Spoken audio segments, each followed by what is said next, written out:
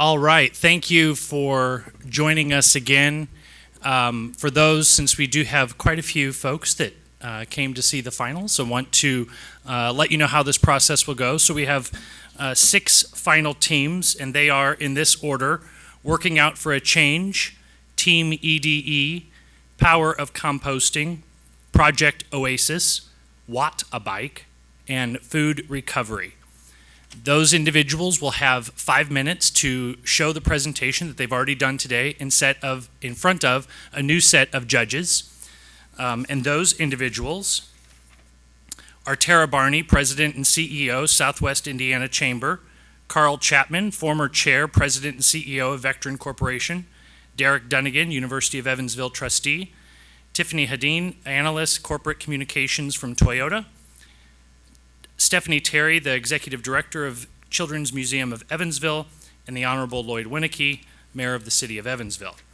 After each 5-minute presentation, we will have 2 minutes of Q&A, and unlike in the other room, we ask that the judges use the microphones so that everyone can hear the questions that you're asking the team. Teams, you will have wireless mics up here.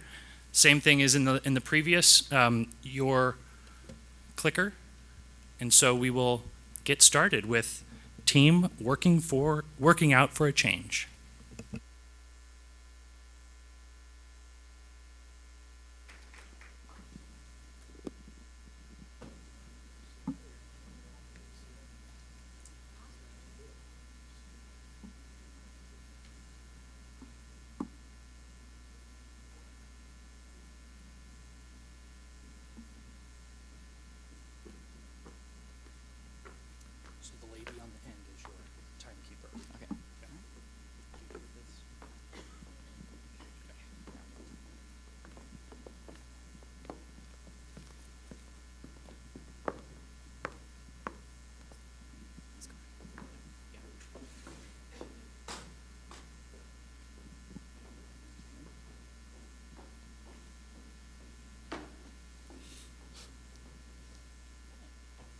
Hi, my name is Paxton Mosby. My name is Vivian Valadares.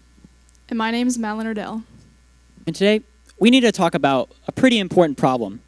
Now, one of the scariest words for an investor is inefficiency. And right now in America, we have a horrible problem with inefficiency. 58%. That is how much energy is lost every single day in the United States due to energy inefficiency. And we decided we need to tackle this problem head on. And we plan on doing that in our own way. We want to create a self-sustainable gym where all the equipment in the gym is retrofitted to turn human kinetic energy into usable electrical energy that will power the building. Our mission is to promote a healthy lifestyle, a healthy community, and a healthy planet by reducing the amount of energy consumption of fitness centers while maintaining an exceptional workout experience. Luckily for us, these machines have already been made. We are machines, and you power your own workout.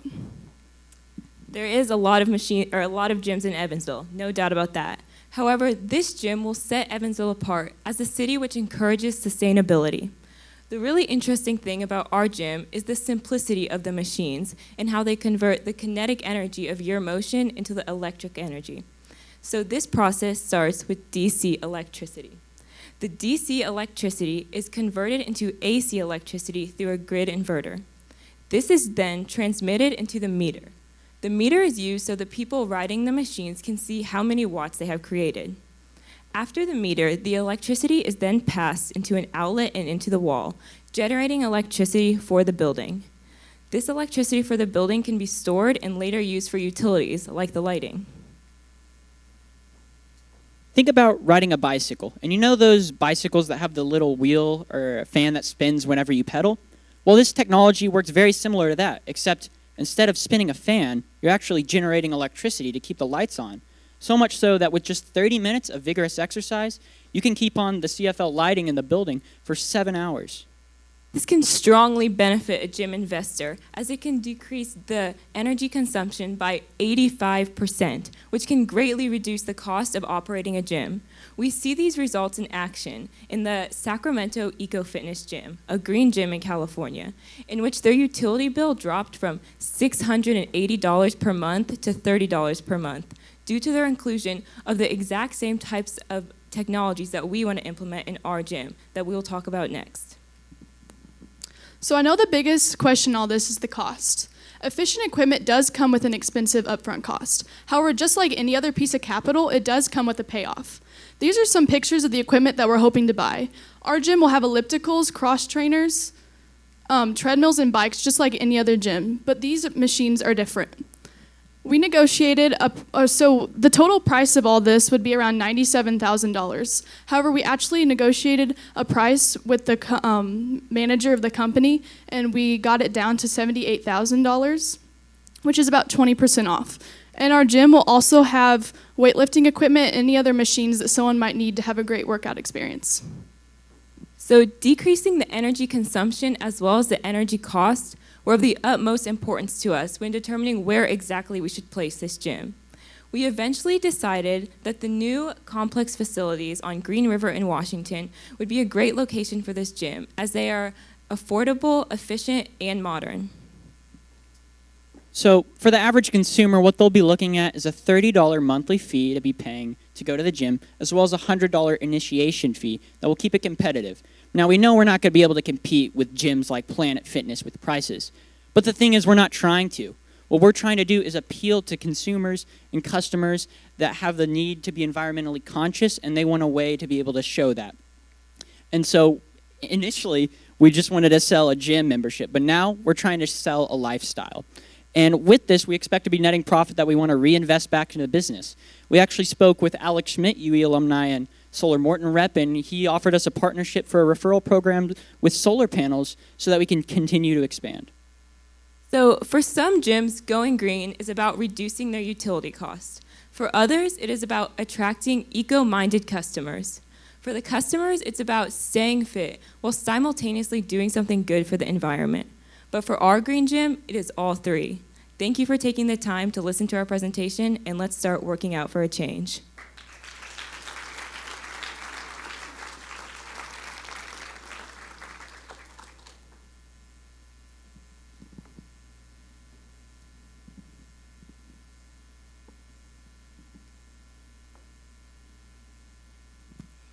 Nice presentation. Did you say how many pieces of equipment for the gym?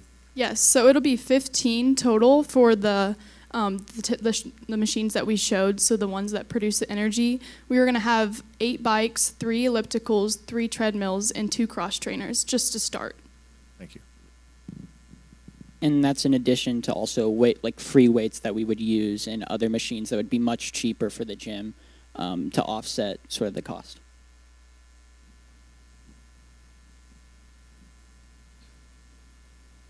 So you said something about solar panels. Otherwise, where would the power be stored? Is it feeding back into the grid somehow? So yeah, it would be fed back into the grid.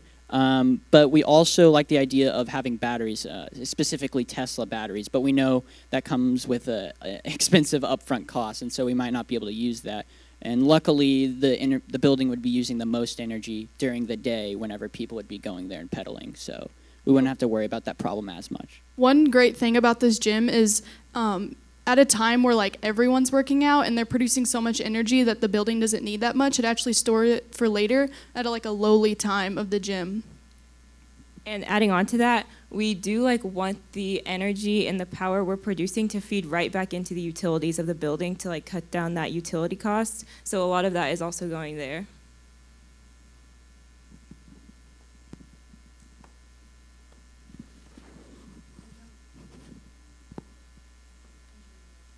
It's finicky, isn't it?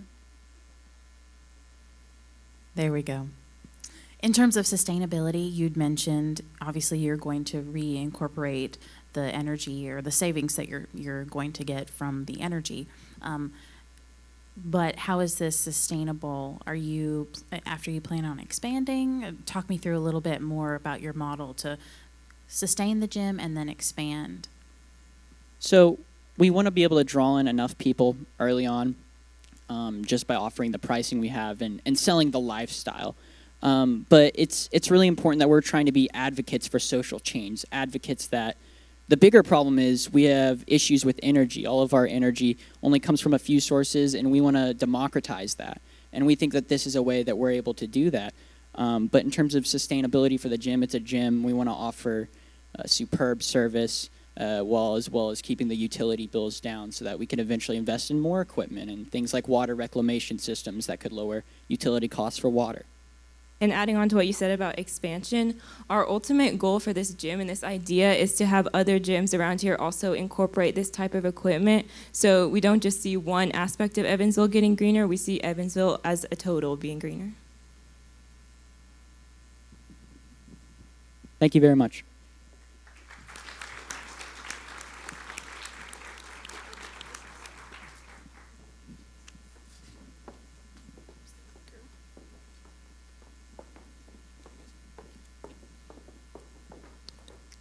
Team EDE.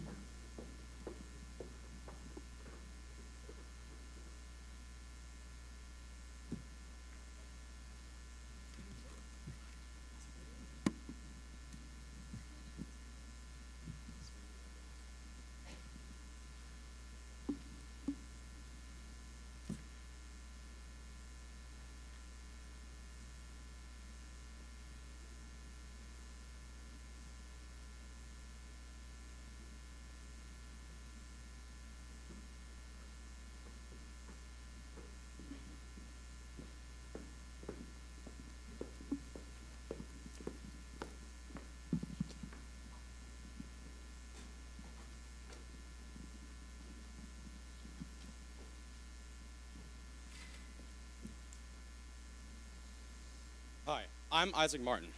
I'm Elijah Jorgensen. And I'm Lydia Johnston, and we're Team EDE. Nelson Mandela once said, "History will judge us by the difference we make in the everyday lives of children." In the year 2018, 53 children were left in unattended vehicles and died due to heat stroke. The second leading cause of child death in the United States under the age of 14 is heat stroke. Now, our reason for being here today is not to put your mind in a dark place, but to address this problem and offer a positive solution. A child should never be left alone in a car, not even for a minute. A child's body heats up 3 to 5 times faster than that of an adult. A child's organs begin to shut down at a body temperature of 104 degrees. Death can occur at 107 degrees. Over the and a car's interior can heat up 20 degrees in 10 minutes and reach a temperature of 125 degrees in 20 minutes, even with the windows cracked open. Over the past 20 years, a child has died in an entrapped car every 9 days. These deaths can be prevented, and while only one child died in Vandenberg County this year due to heat stroke, there were over 50 police runs for a child left in a car. This risk to children can be addressed by our product. It is time for us to take action. Our product is designed to prevent these tragedies. Our product, called the CDP, or Child Detection Plate, is a two-part system. The first would be the detection plate. It would be designed to be slim and durable, as well as flexible so it can mold to any car seat, and waterproof to prevent a short or fail. The second would be a small device that will attach to the guardian's keychain, similar to a key fob. It would have a receiver and alarm built into it. On the plate, there would be a small enclosed computer that would keep this plate synced to the fob and detect the distance between the two. If the distance is greater than 15 feet, it will send a message to the fob. The message causes the fob to sound an alarm that cannot be ignored, and thus prevent avoidable child death. As we developed our product, we met with many community and business leaders. All were enthusiastic in regards to the product's potential. St. Vincent's indicated interest in the product as a possible gift to new parents, and several car dealers were interested in the product as a premium. The Christian Life Center was also interested in the product as a parenting reward for their clients. From these sources, we know that we have a strong potential market. Now, our company is intended to be self-sufficient, and that is because we will make a profit. Our estimated cost of production is $20 currently, and our retail price is $45, but we intend both of these numbers to go down. And we also intend to create a foundation for those who cannot afford our product. We have reviewed the finances, and we estimate the startup cost to be $107,000. Initially, we will assemble the product, but as sales volume increases and production cost decreases, we will contract a manufacturer. We met with many local banks and businesses to review possible sources of capital, and the most likely source of capital will be the Evansville Chamber of Commerce Business Development and business-related foundations. But if all else fails, we can apply for a 7A SBA loan. We know we're just some kids with an idea, but the thing is, we know we can do this. These are our letters of endorsement. All of these people believe in us and our product and are willing to stand by us to do so. We have gone over all the statistics. We know there is a problem. We have developed a solution to fix this problem through a product we intend to make. We have reviewed all the financial aspects. Our product is unique and it can be patented. There is only one more endorsement we need. Yours. Thank you.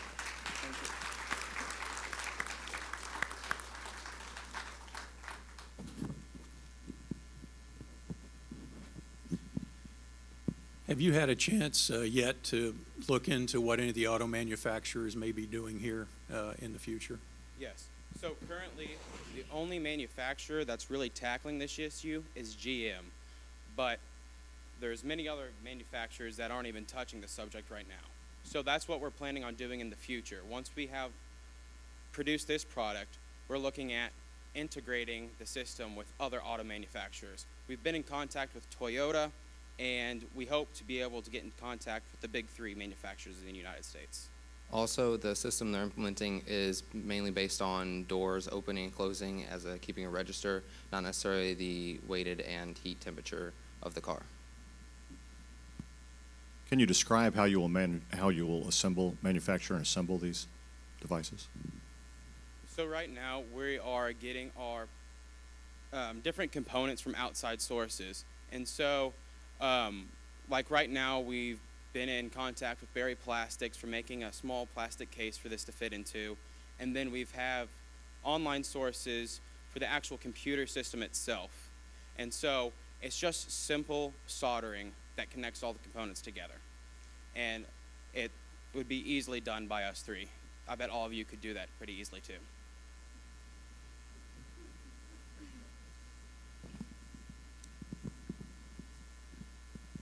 think you rightly pointed out it's a pretty compelling challenge for our country and our world. Do you know of others that are working in the same space right now on other stages around the country?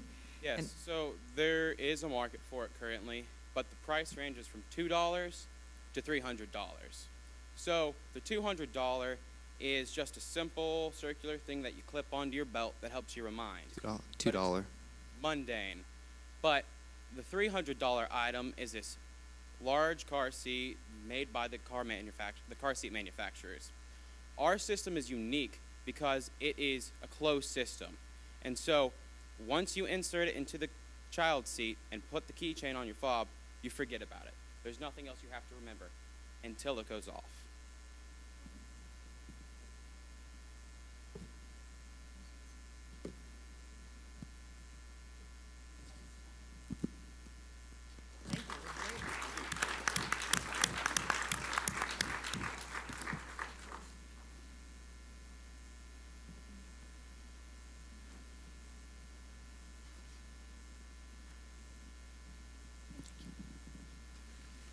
Power of composting.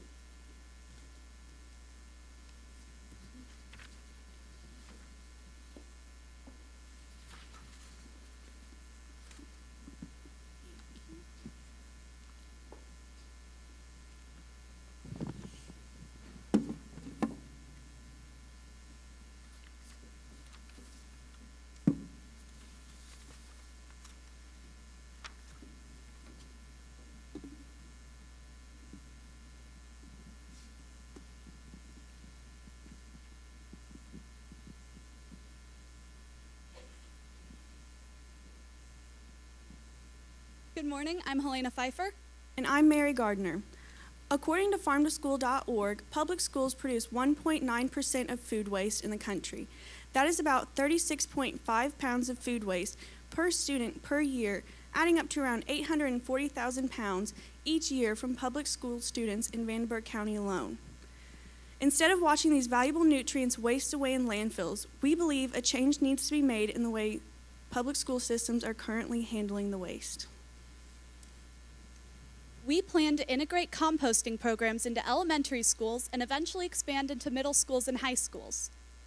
Not only will our proposed program decrease the waste in our landfills, it will improve student knowledge through hands-on learning, personal experience, and develop better environmental habits for future generations. It is currently the practice for students in Gibson, Posey, and Vanderburgh County to scrape their unpackaged and partially eaten food into the trash can or throw away the disposable tray with everything on it. The cafeteria trash is then dumped with other garbage into dumpsters where it's hauled off to produce methane gas and further scar our planet in landfills. Compostable materials rotting in municipal solid landfills are, according to the EPA, the third largest source of human-related methane emissions.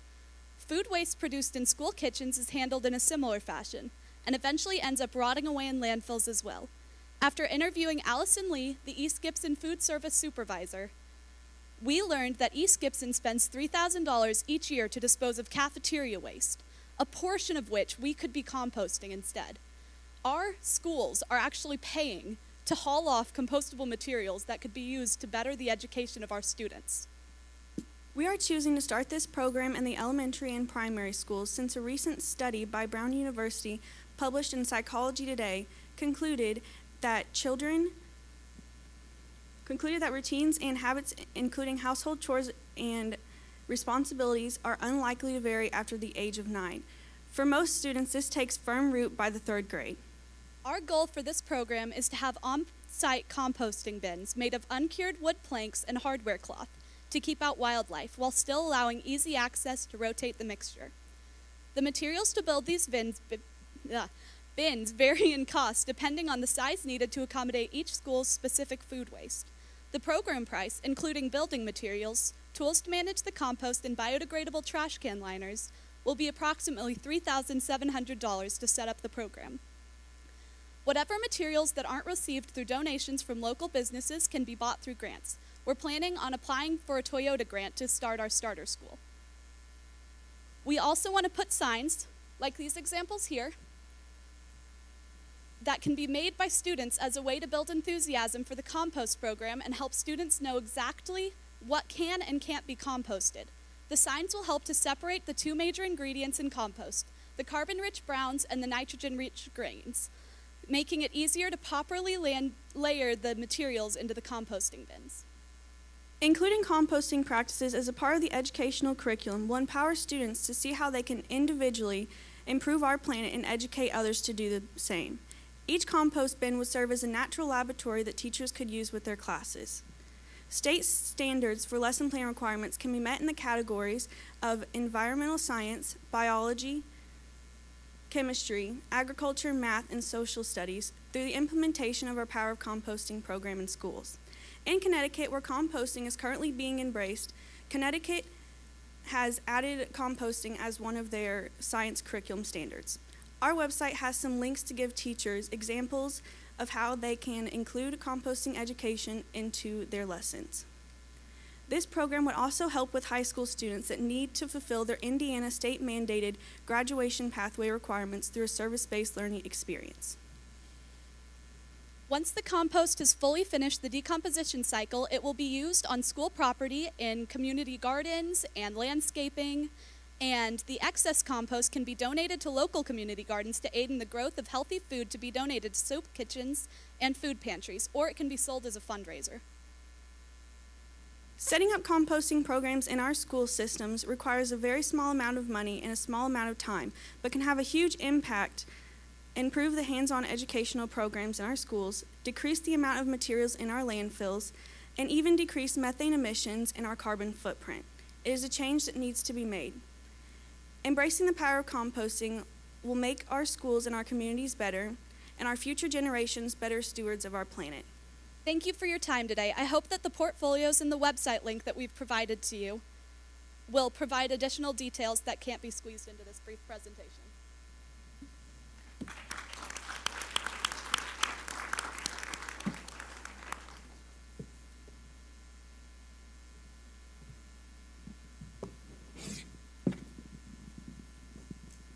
I realize a lot of it's the education of the students, but beyond that, have you given much thought to how this could be expanded beyond schools? A little bit.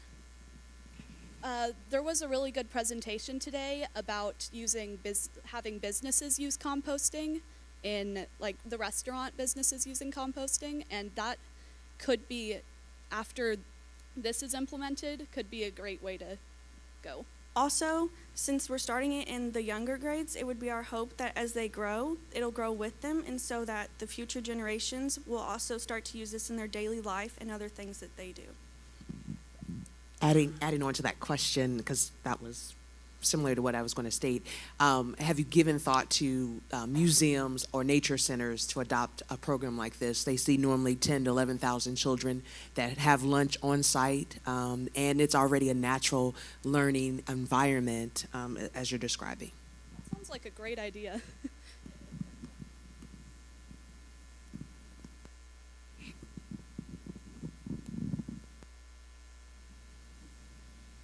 Is this on? Oh, it's on. Hi, this is Tara. I thought the numbers seemed pretty manageable. Have you thought about what it would, have you looked at, running that out for, say, a whole school district or something, if this were to take off?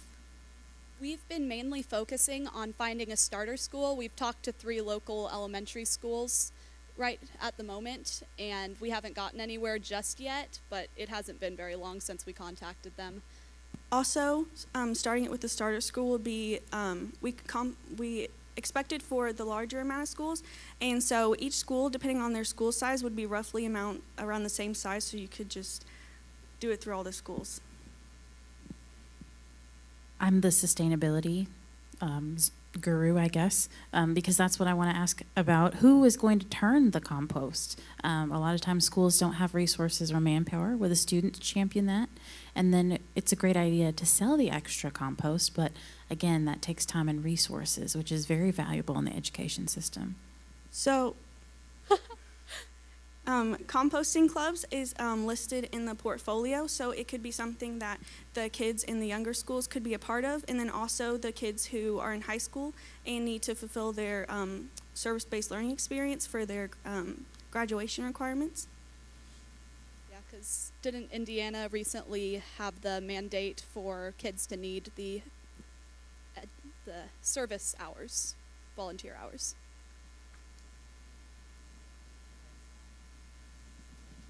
Thank you.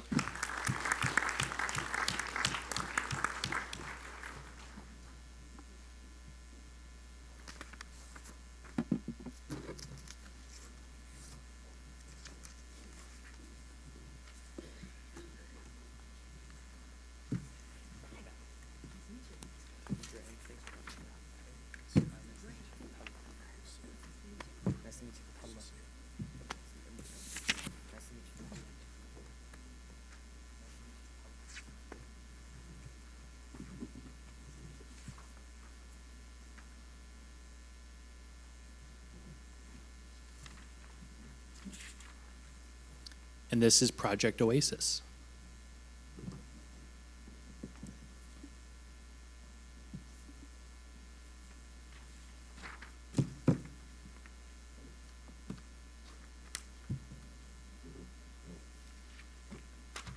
Hello everyone, my name is Fathallah Hamid. My name is Ronnie Badruddin. And I'm Graham Griffin, and we are Project Oasis.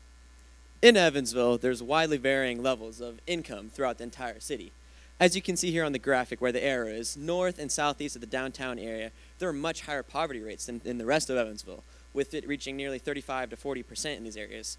And then similarly with poverty, obesity, and diabetes rates are much higher in these low-income areas, with obesity rates being 10% higher than the rest of Evansville, and diabetes rates being double the rest of Evansville.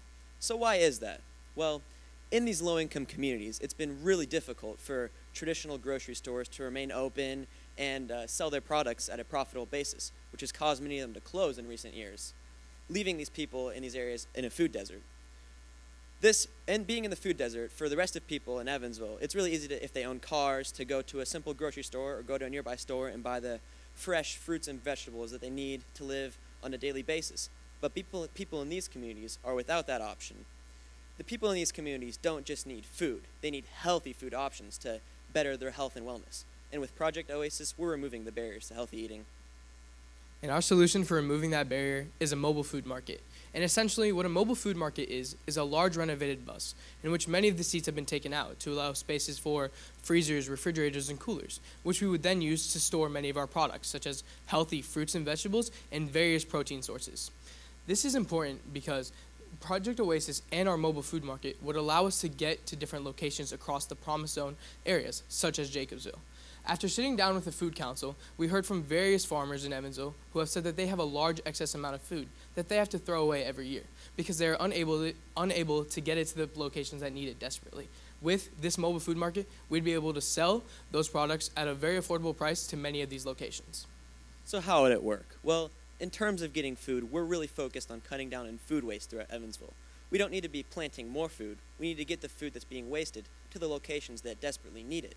So we met with the food bank and we noticed that they have to waste lots of food because all the grocery stores donate them food on a regular basis, but the fresh items can't be distributed out to the low-income communities that need them because the food bank doesn't have the means to do that.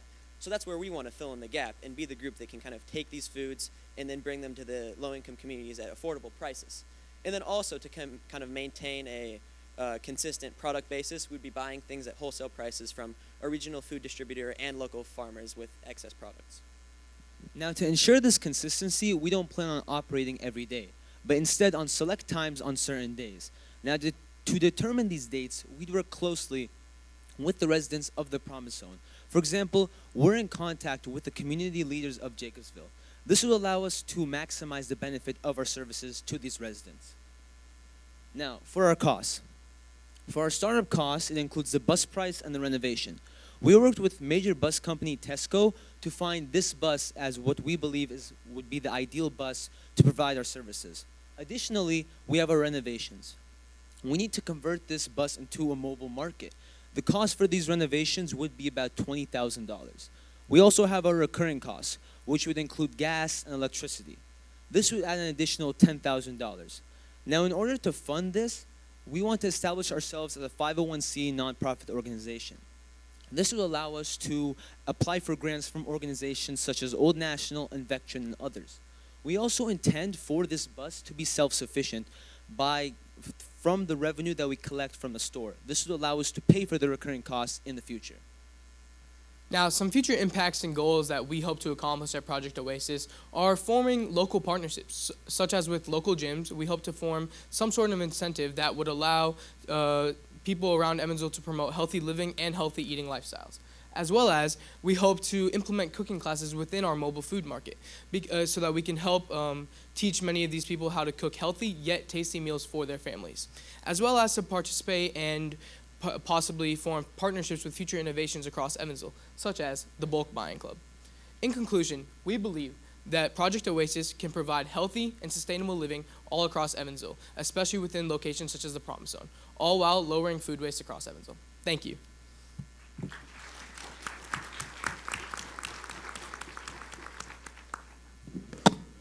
I've seen one of these in action, and it's very successful. Have you contemplated at all about where you will store food that you will need before it goes on the bus?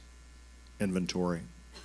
Yeah, so we met at the food bank with kind of the director of their the development there, and he said that he would bring up the idea to the director of the food bank because they get all the donations from all the grocery stores throughout Evansville, and they store them there, so we could be able to take those products on a daily basis and bring them to the communities that need.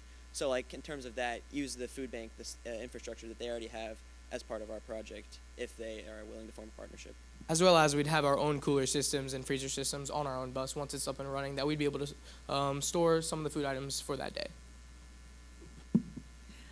Great presentation. When you write that first grant, how many clients are you going to say you can serve in the first year or month or whatever? Have you thought about what numbers you might get to? So I think it'd be really important to, when we start off as kind of a pilot program that we don't want to like go out and be super ambitious at first, but we want to kind of pick a very focused community, such as starting off with just Jacobsville, so that we can test it and make sure that it works really well. So I think in that community, there's like a couple thousands of people in that community. We'd initially want to start and kind of make rounds around there, and if that works, expand it to the other areas that are impacted by the food insecurity. As Fatal had said, that we are currently in contact with their local leaders within Jacobsville, and we'd hope to, once we meet with them and possibly form like a regular based schedule for them, we'd get a rough number of the people that would be interested in participating. I did notice staff in your budget. Is there a plan for drivers? Okay, so one of our goals is to hire residents from the Promise Zone, as we want to work with them to bring up their community. So for the driver, yeah, we need someone to drive the bus, and that would hopefully be a resident from the Jacobsville or the Promise Zone. And also I'd like to add that after meeting with like a lot of the people that have tried to come up with solutions to combat the food desert issue, one of the biggest problems is that the people in these communities haven't felt connected with the actual solutions. So we want to make sure that they're integrated and they feel that they're invested in it and that we're also invested in their community.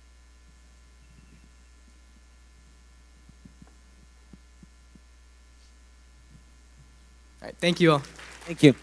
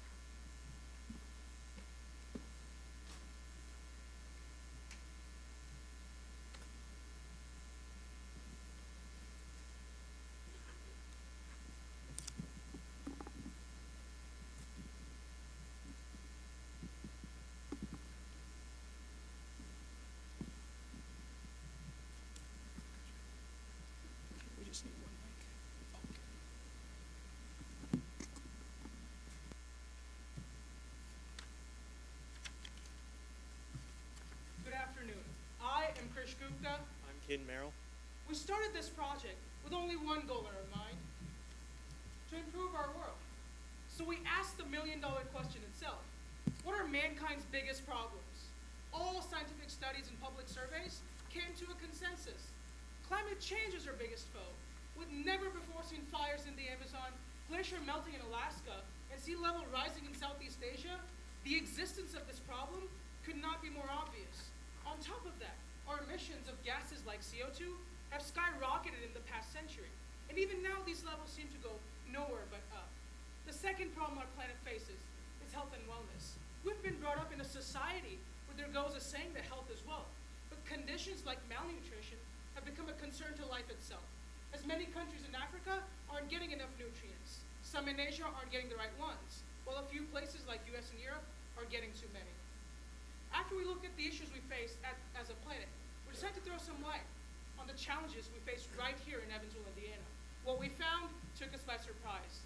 Evansville's biggest problem, also climate change. Many have complained about the air pollution in this area. Let me ask you this. Out of the 22 biggest polluters in the country, how many would you expect in the state of Indiana? 0, maybe 1, 2 if we were being generous. You'd like to know, or as I suppose you wouldn't like to know, that out of these 22, 4, let me repeat that, 4 of them are just within a 30-mile radius of Evansville. Now that is a point of concern. The second problem our community faces is health and obesity. A 2010 Gallup poll found Evansville to be the most obese city in America. Now, we've made a lot of improvements to the statistics, but still, Vanderbilt County's obesity rate is several percent higher than the state and the nation's average. After we found that the problems of climate change and health were the exact same ones that daunt us at a global and a local level, we decided to look at some of the solutions people had proposed in the past. Ideas regarding shifting to nuclear or hydroelectric energy, or building more parks, gyms, exercise programs were common. Now, all these ideas had some merit, but they either didn't bode well with the values of Evansville's people, were either too expensive or weren't comprehensive enough. We wanted a full solution for a tough problem. We wanted to kill 2 birds with 1 stone. Our solution, what a bike. A bike that converts your healthy lifestyle into energy conservation. What a bike works by converting the mechanical motion of the pedals into electrical energy. It does this by the way of a 100-watt DC motor that induces a current to the wire. Now, what if you had many of these in public venues where multiple people can ride them? Now you have a community of people working together to help the planet. The construction of what a bike is fairly simple. All you need is a bike chassis for the user and the motor place where the wheels would be. If a battery is needed, it can be added to a circuit. And if an inverter is needed, it could also be added to a circuit. The cost comes around to be $183.09. Hold on, just to make sure I heard you right, I can buy this entire bike in $200 or less? Yes, but it can increase if one decides to add a battery or an inverter. First, we plan to install these into public places and individual units after it has improved over time.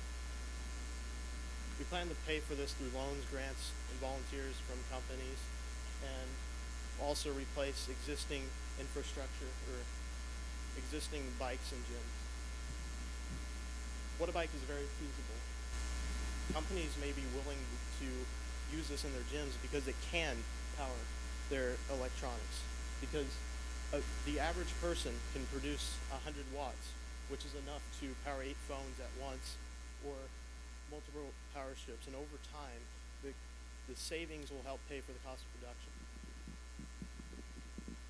Now, the impacts of this innovation are simply far-reaching. Just in the short term, it would improve the health of individuals, promote an active lifestyle in our community. It would reduce our reliance on fossil fuels, decrease air pollution, and lead to cleaner and safer surroundings in general. The long-term impacts are much more interesting. We believe a project like this will embrace community cohesion. It'll invite the members of our society to come together and tackle this problem as a unit. We believe something like this has the potential to become something big, much like the abandoned plastic straw movement. Not only that, this will also promote the ideas of science and technology in our community. And lastly, not only is this innovation a cheap and effective way to tackle big problems like obesity and air pollution, it'll also lead to public awareness regarding the costs and usage of electricity. So gone will be the days where families are sitting at their kitchen tables, staring at their electricity bills in confusion. Now this just leaves us with one question begging to be asked. Will you ride with us or be left in the dark? The choice is yours. Thank you for your time.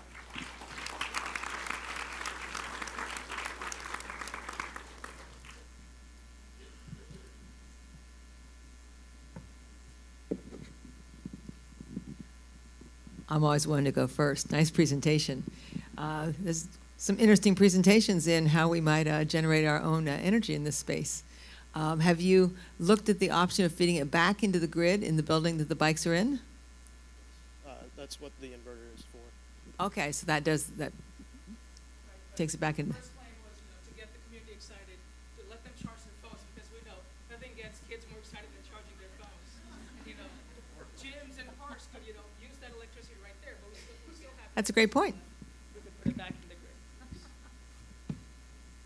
I think that was very worth mentioning. I'm glad you added that, because I think if this were that's probably an interesting angle you've got there.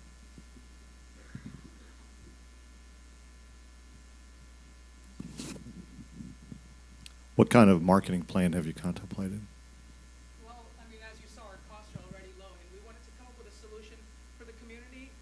We just didn't want one big gym, because we wanted this to be accessible to the entire community. We wanted this, and then as you saw our plan, not only will we put this in gyms and parks, after a few years we want to individualize this where people can have this in their homes and be something in their workout room, or just replace a treadmill in general.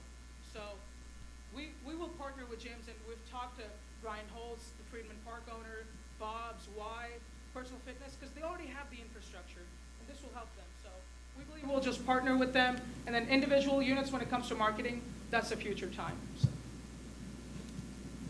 All right, and that's our time. Thank you.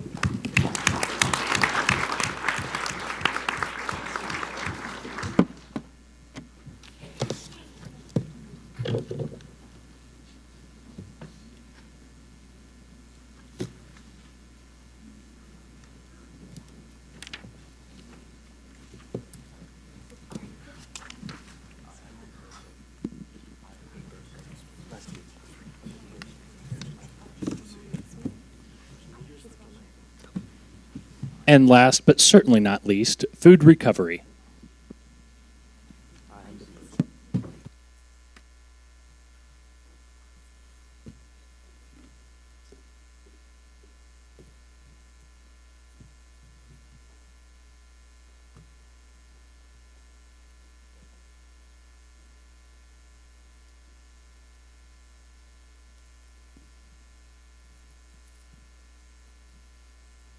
Hi, I'm Mary Franklin.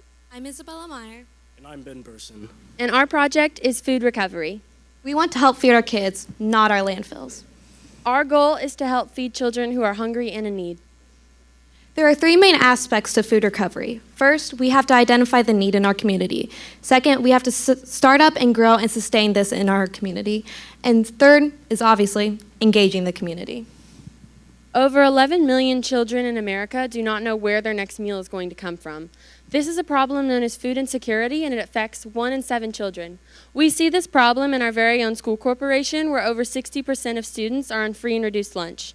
We want to tackle this problem by sending students home with freshly prepared meals that are frozen and sent home with them for them to warm up later that evening. I have personally witnessed this issue in my community. I take a kid to get food after band practices every time because he does not have enough food at home to sustain his energy. When he does have enough food, he usually gives it to his siblings, and this is not a decision any kid should have to make at this age. Food insecurity not only causes poor health, but also emotional stress. And the emotional stress that these students go through going to school constantly hungry can affect their social and behavioral, it can cause them to have social and behavioral problems as well as developmental impairments, and can ultimately lead them to having to repeat a grade. Simply put, children cannot learn whenever they are hungry. Our goal for for our project is to tackle this project head on and solve this problem. As over 40% of food produced in America ends up being wasted in landfills, we saw the opportunity to reduce that number in our school corporation as well as help feed students who are hungry. Right now, we have a Backpacks of Love program going on in our school corporation. This provides students with a backpack to take home with them over the weekend that provides them with non-perishable food items. However, we feel that we can do more by sending them home with these fresh meals throughout the week. We have spoken with John O'Connor, one of the principals at our elementary schools who's most in need. And he says that this program is really worthwhile, and he encourages us to go with our program too. Because he says once these kids see that they have food and have the nutrition value, their faces light up with joy every Friday whenever they get these backpacks. It's almost like Christmas Day to them. It's heartbreaking, yet satisfying to know that they are helping their community. As much as teachers may try to help keep their students focused in class, it is almost impossible for students to remain focused in class, which can also often cause them to be disruptive during their class. And this is no way a student should be, and which often causes them to get in a cycle of getting in and out of trouble throughout their school years. By now you're probably asking, what is food recovery? And food recovery is the process of taking leftover food from food organizations such as like grocery stores, produce markets, and dining facilities, and repurposing that unserved food. And what we would do is we would give this food to students in need. So first, we would package these foods into the containers that we gave you all, and we would freeze them and deliver them in these lunch boxes. They would be able to fit in a backpack, so no kid would have to worry about the stigma that comes with being served charity. We would take the leftover meals or food from our cafeterias and other businesses that we have inquired into our project. We already have the support from our school corporation itself, and we have talked to our food service provider, Sodexo, and they are also on board with us. We talked to the area general manager of Sodexo, Mike Zadie, who said that we produce enough food in our school corporation to provide for our initial needs for the students. Our estimated cost for the first year of production is about $1,500. This would include the cost of the necessary kitchen equipment, as well as the trays and the freezer packs. We have identified the need, the process, and now it's just engaging the community. And this will not be a problem because we have National Honor Society, Rotary Interact Club, and many other clubs that will help us start this process. We want students helping students. Some of our long-term goals is not only increasing the number of students we serve, but also increasing the amount of meals that they get. One way that we can do this is to eventually implement a food truck so that we can deliver these meals to students not only during the school year, but also during the summer. We see the devastating effects that poverty and food insecurity can have on our communities. Our teachers and our school corporation do their best to provide students with opportunities to succeed. However, sometimes the best opportunity we can give a child to succeed is providing them with a healthy meal. Our project can truly change lives and change our community. Thank you.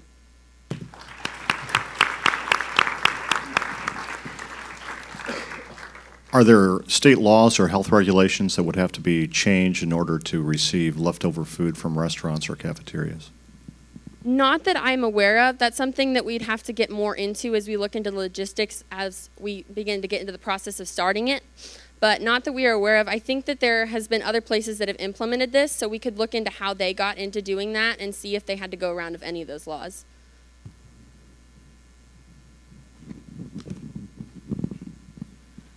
Great presentation and certainly a definite social need. This has been implemented in northern Indiana at some schools up there, and it was very, very successful.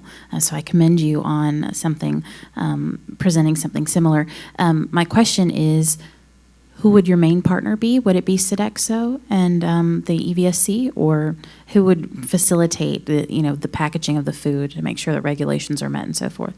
It would mainly be our school corporation, and we would receive food from the local hospital, local universities. They have decided that they would also be able to give us their leftover food, so we know that we would have the food there. So in all honesty, getting the food would not be a problem at all. We have a lot of help.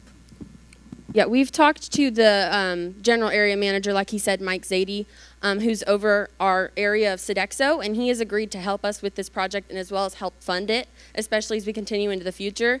We've also talked to Becky P., who owns one of the local restaurants, and she's agreed to help, as well as her husband, who is head of the culinary department at Vincennes University. And so that would be a great help to providing more food in the future as we continue to expand this program. So follow-up to that is sustainability. So obviously this takes people and resources to manage. I know you said your costs were low, but it seems like there'd be a lot of partners. Have you thought about honing in just a little, starting small, seeing if this stays afloat? Yes, so we want to start with just the 20 students at an elementary school with just using Sodexo and student volunteers from our high school. And so that way we can start small and work out the kinks. And then we want to continue to grow it gradually. And then as it continues to grow gradually, we can see what problems develop along the way and solve those as they come up. Thank you so much. Thank you.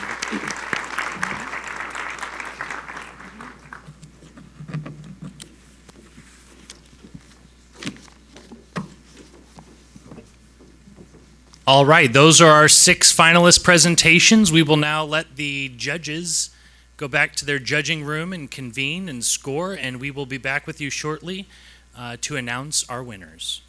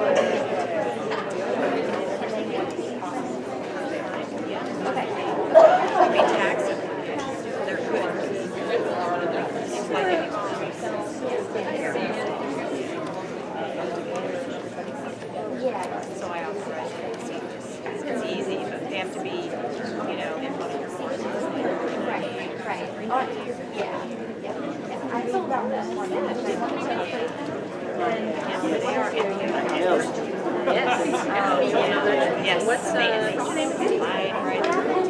one even thinks of it.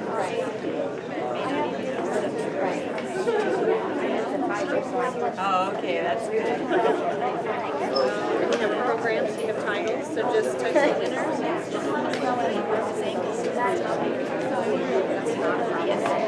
winners. It was a pleasure meeting you. No problem. They've got him up in our building. We have an elevator. Oh, that's why. Yeah.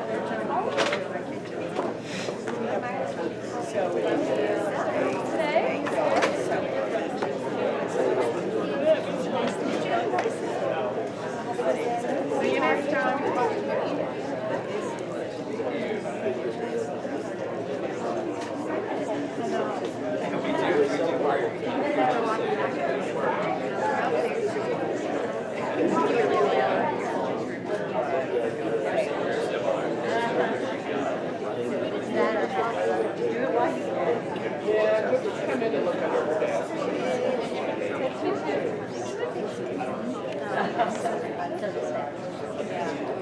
Teacher, coach, yes.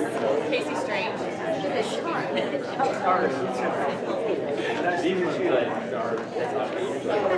Like losers.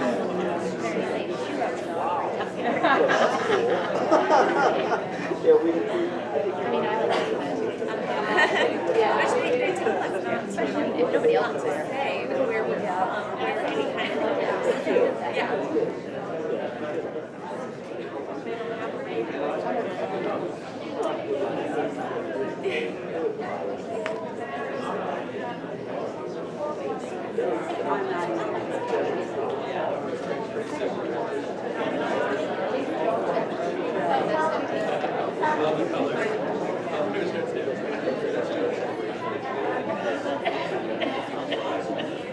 I was looking like this.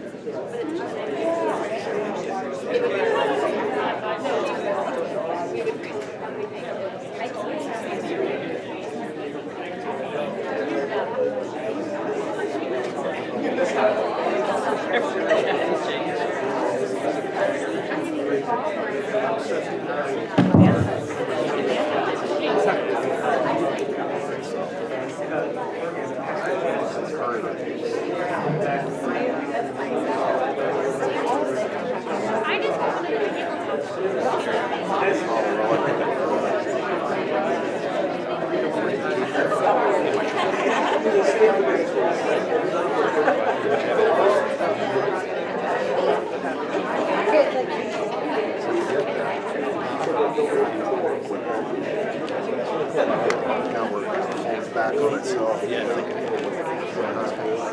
that's pretty cool. It's got little small wheels and like. Really? I do. Things like this. My first year. It's had a segment for things like that. They usually take those trucks over. Yeah. The finals were a different day. We presented this morning where I'm not sure about that you guys still have that segue there. You know, I think they said they were looking at I heard the story about got it from GE. Yeah, GE battery shop. I haven't checked it all.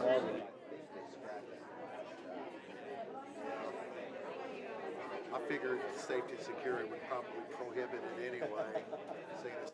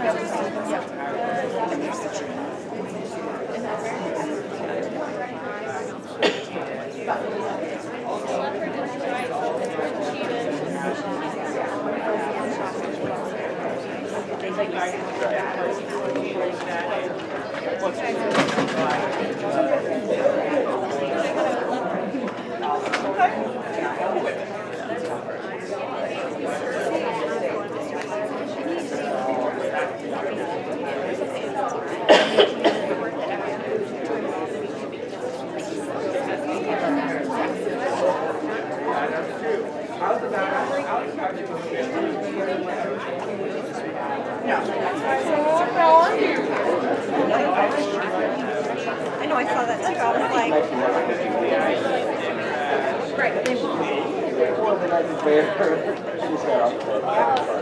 So, is it okay if we wait on it?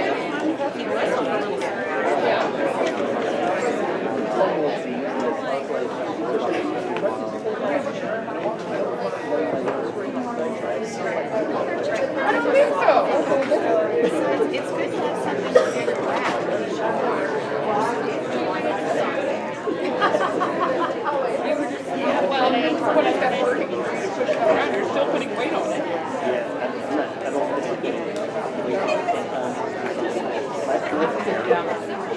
Well, if your hands are getting so too heavy, right, you're not putting enough weight on your hands. And you're totally painting. When it's time for their dose of payment.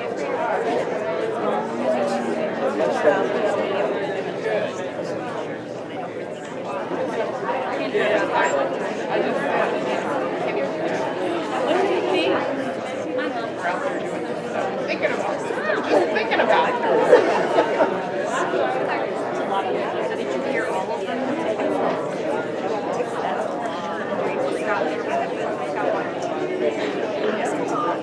When he makes the time.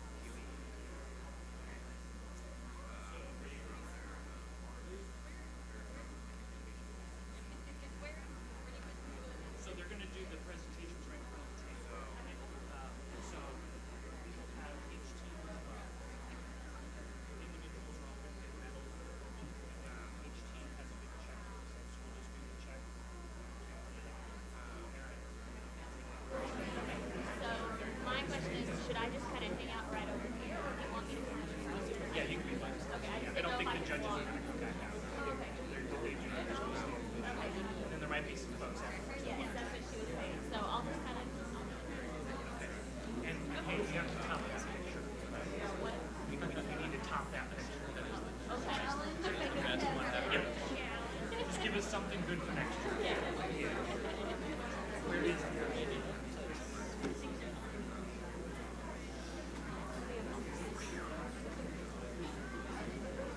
I think I'm more nervous than you are. Are you sure? Why is that?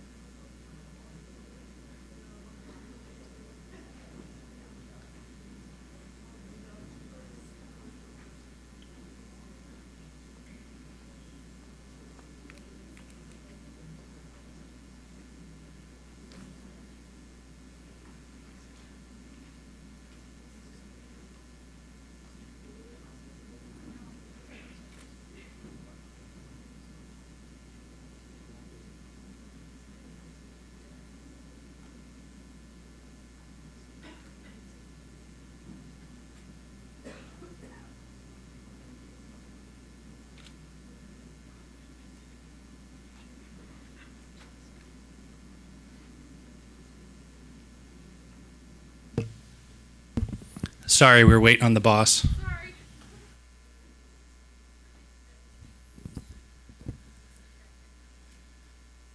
Again, if I can, having planned this for the first year from beginning to end, it was a pleasure working with all of you.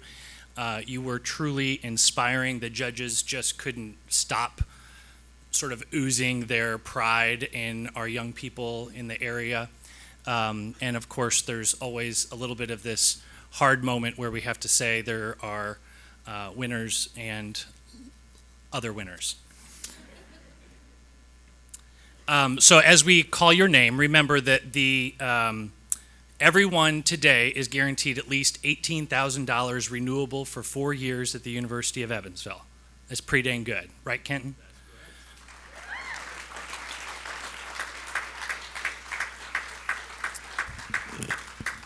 So you all know Aaron Lewis from the Center for Innovation and Change is our interim director. I'd like to introduce you all to Kenton Hargis, our director of admission. He's the one who will notify you when you've been accepted and make sure that this money goes onto your account when you walk onto campus. So without any further ado, our first finalist is Watabike.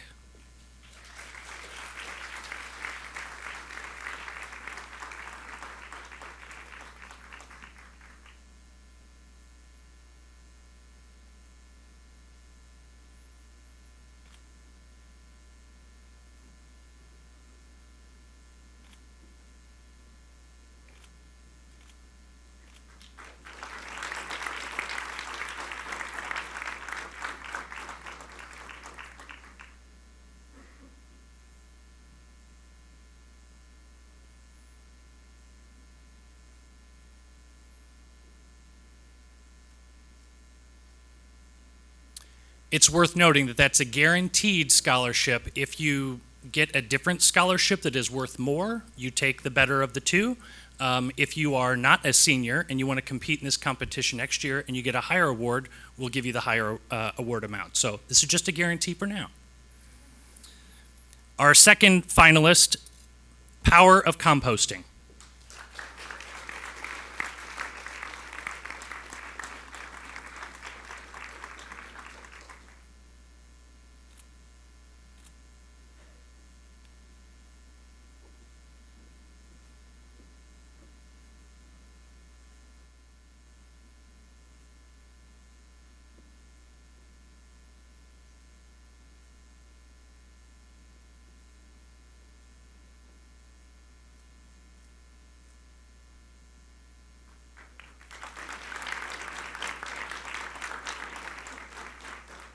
And our third finalist, and guaranteeing them $18,000, I'm just going to keep saying this amount, okay? $18,000 in scholarship for the next 4 years at the University of Evansville is food recovery.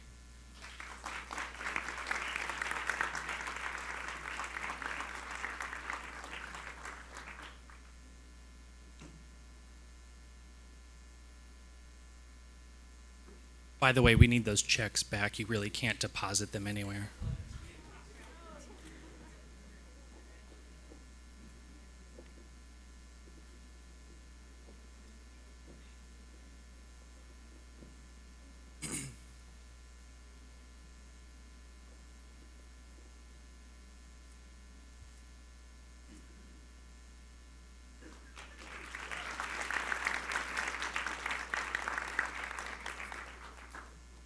Our third place team and the winner of $22,000 in scholarship, renewable for 4 years at the University of Evansville, Working Out for a Change.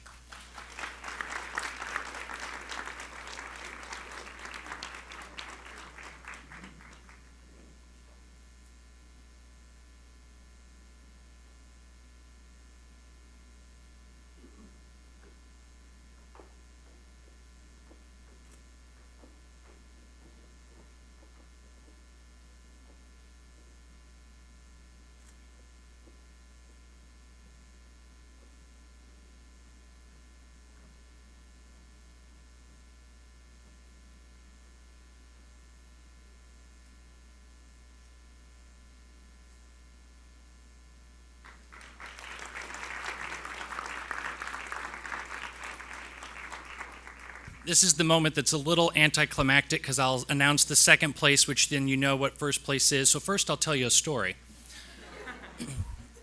The reason that I asked Jamie Bourne to come up and give a little bit of a hopefully inspirational, you can do this, it's not the end, look at me. When he walked in the room today and saw his face up there, he said, a year ago, my life was changed. And so I hope that we have that level of excitement. Again, congratulations to all of you. Second place of the High School Changemaker Challenge 2019 and winner of $26,000 renewable for 4 years, University of Evansville, Team EDE.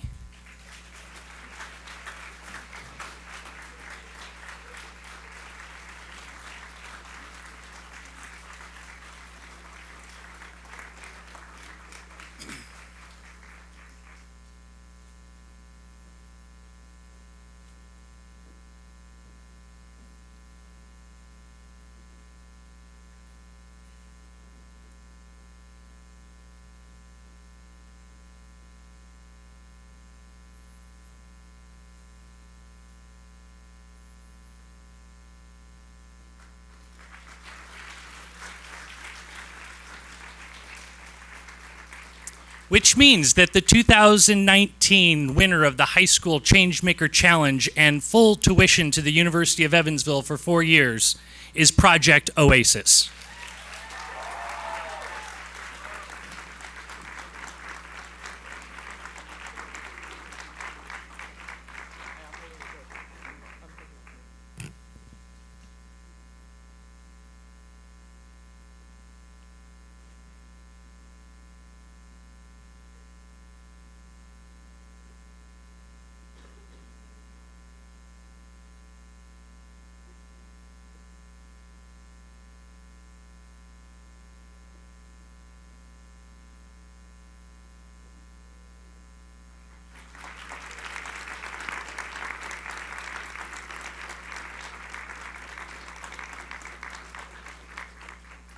A special thanks to the Center for Innovation and Change, the University of Evansville, the admissions office, all those in the program, and a special thanks to Toyota for helping make this event possible year after year. Thank you all for your hard work, and we'll see you next year.